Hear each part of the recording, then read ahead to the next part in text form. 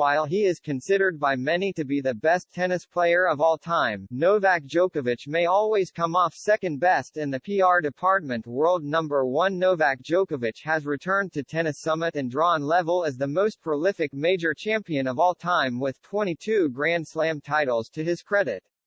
But there is no amount of winning on the court that will make the Serb as beloved a figure as former rival Roger Federer.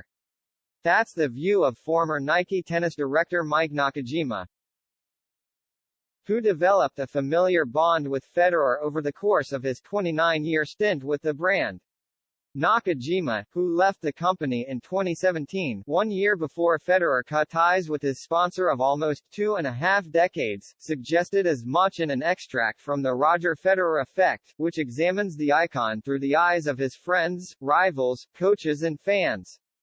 Federer has earned praise for his open and often affable personality despite being one of the biggest athletes in history, earning more than $100 million per year at the peak of his powers. And it's suggested Djokovic will never measure up as the same kind of character after finding himself at the center of too many controversies. Djokovic could well be the most successful tennis player ever, said Nakajima per CNN. But there's always a dark cloud around him. It's like he brings it upon himself. He hits the lineswoman at the US Open in 2020 and gets disqualified. It happens, I guess. But why does it always happen to Novak? Or the whole controversy about the COVID-19 vaccination? Now, as a brand, do I want to be behind somebody who always has controversy around him? Or do I want to go with an athlete with a squeaky clean image? Squeaky clean certainly summarizes Federer, who ruffled very few feathers during his 24-year professional career, all while winning the biggest prizes and cashing the biggest checks in tennis. And the 20-time Grand Slam champion continues to rake in ridiculous sums in retirement. Estimated by Forbes to have earned $90.7 million, around £75 million, last year despite not even playing on the ATP Tour. In addition to entering Melbourne in early 2022 under the false pretense of a medical exemption for the Australian Open, Djokovic was found to have lied on his visa application in an attempt to make the major.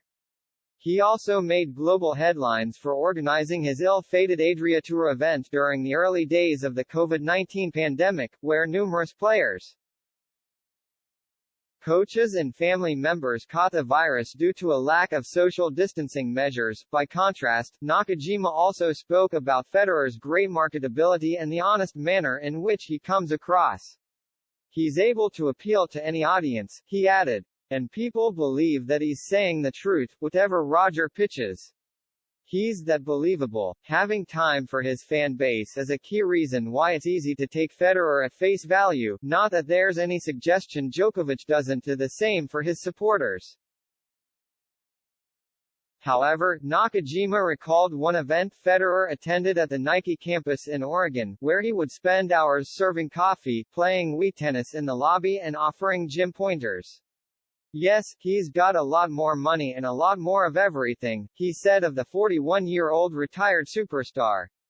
But he hasn't changed. Money and fame change people a lot. I'm not going to name names, but we certainly have athletes in our sport that have changed. Money changed how they see things, act and talk to people. Roger never did that.